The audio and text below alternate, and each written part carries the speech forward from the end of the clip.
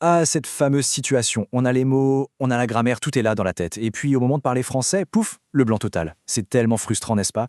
Eh bien, aujourd'hui, on va voir ensemble comment dépasser ça. Alors, est-ce que ça arrive de se figer en parlant français? Si cette question résonne, il faut savoir une chose. Ce n'est absolument pas un cas isolé. Ce blocage, cette sensation que le cerveau se met sur pause, ça arrive à tout le monde. Oui, oui, que l'on débute, que l'on ait un niveau intermédiaire ou même avancé. C'est un phénomène super courant. Alors, voilà notre plan de match. On va commencer par regarder ce fameux blocage à l'oral, puis on verra comment changer son état d'esprit. Ensuite, on se penchera sur une petite boîte à outils pour les conversations, on parlera des habitudes à mettre en place, et enfin, l'objectif, une conversation fluide. C'est parti pour la première section, le blocage à l'oral. Pourquoi les mots ne sortent pas? On va essayer de comprendre ce phénomène. Ce fameux blocage, c'est ce moment précis où on sait ce qu'on veut dire, mais rien ne sort. En fait, c'est souvent une barrière qui est bien plus psychologique que linguistique. Voyons un peu d'où ça vient. Et ça nous amène justement à la base de tout. Avant même de parler de technique ou d'astuces de vocabulaire, la vraie solution, elle commence là, dans notre tête. C'est une question d'état d'esprit. Astuce numéro 1, et c'est sans doute la plus importante. Il ne faut pas avoir peur de faire des erreurs. C'est vraiment ça le cœur du problème. La peur d'être imparfait. C'est ça qui paralyse. Tellement d'apprenants ont un super niveau, mais ils se bloquent complètement parce qu'ils cherchent la phrase parfaite.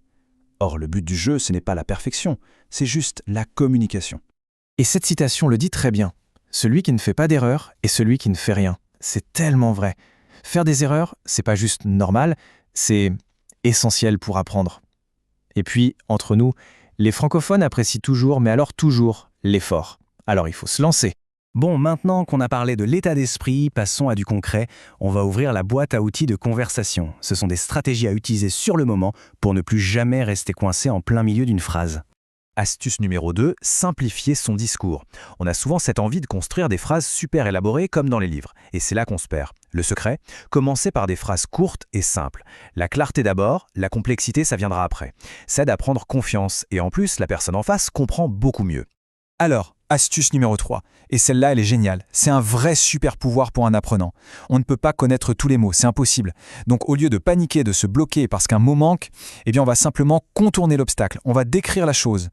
Allez, un petit exemple concret. Imaginons, on est dans une cuisine et on a oublié le mot pour louche. Au lieu de se taire, on peut dire « je cherche un truc pour servir la soupe ». C'est un peu comme une grande cuillère. Et hop, le tour est joué. La conversation ne s'arrête pas, le message est passé. Et le bonus, 9 fois sur 10, l'interlocuteur va répondre « Ah, une louche !» Et voilà, on a communiqué et on a appris le mot, c'est parfait. Et justement, pour aider à décrire, il y a des mots magiques en français. Des mots passe-partout. On a chose, bien sûr, mais aussi, de façon plus informelle, truc ou même machin. Ce sont de vrais alliés pour ne jamais rester sans voix. On passe à l'astuce numéro 6, parler lentement et bien articulé. C'est un grand classique ça. On veut tellement bien faire qu'on essaye de parler aussi vite qu'un natif. Résultat, le cerveau n'arrive pas à suivre, les syllabes s'en mêlent, on bute sur les mots et on bloque. La solution est toute simple, ralentir, juste prendre son temps. Ça change tout. Astuce numéro 7, une autre petite pépite pour contourner un trou de mémoire. Si un mot ne vient pas, mais que son contraire, lui, est bien là dans la tête, eh bien, on va s'en servir. On l'utilise avec une négation et le tour est joué. Par exemple, imaginons qu'on ne se souvienne plus du mot « tôt ». Au lieu de dire « je n'aime pas me lever tôt », on peut tout simplement dire « j'aime me lever tard ». C'est brillant, non? L'idée est passée à 100% même sans le mot exact. L'important, on y revient toujours, c'est de communiquer. Voilà pour les astuces à utiliser sur le vif. Maintenant, on va voir comment construire des habitudes solides sur le long terme pour que parler devienne de plus en plus naturel. Et pour ça, il y a la fameuse technique du perroquet. C'est tout bête, le perroquet il entend et il répète. Eh bien l'idée, c'est de faire pareil. Écouter du français, que ce soit des chansons, des films, des séries, et imiter. Pas juste écouter passivement, mais vraiment imiter les sons, l'intonation, le rythme de la phrase. C'est super efficace pour s'habituer à la musique de la langue. Et ça nous amène à cette phrase qui résume tout.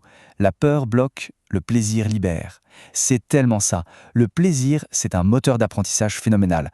Quand on s'amuse, on apprend beaucoup plus vite. Et la peur, elle, finit par s'en aller. Ce qui nous conduit à l'astuce numéro 5, la pratique régulière. Le français, c'est un peu comme une bonne recette.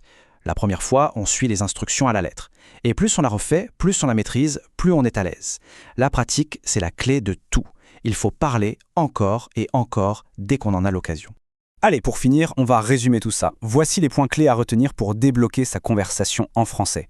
On a donc vu 7 stratégies, 7 clés qui, quand on les combine, peuvent vraiment, mais vraiment changer la donne et permettre de parler sans se figer. Alors, on récapitule. Premièrement, on accepte de faire des erreurs. C'est la base.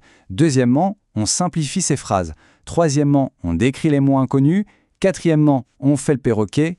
On imite. Cinquièmement, on pratique le plus souvent possible. Sixièmement, on parle plus lentement. Et enfin, septièmement, on utilise des contraires. Voilà la boîte à outils complète. Et le but de tout ça, c'est de transformer le oh là là de la panique en un oh là là, mais je parle français. C'est ça l'objectif. Et avec ces astuces, cette transformation est vraiment possible. On va finir sur cette question qui invite à réfléchir. Elle nous rappelle que l'erreur, ce n'est pas un échec, c'est un outil. Alors la question est, quelle est cette petite erreur constructive qu'on peut s'autoriser à faire dès aujourd'hui pour progresser ?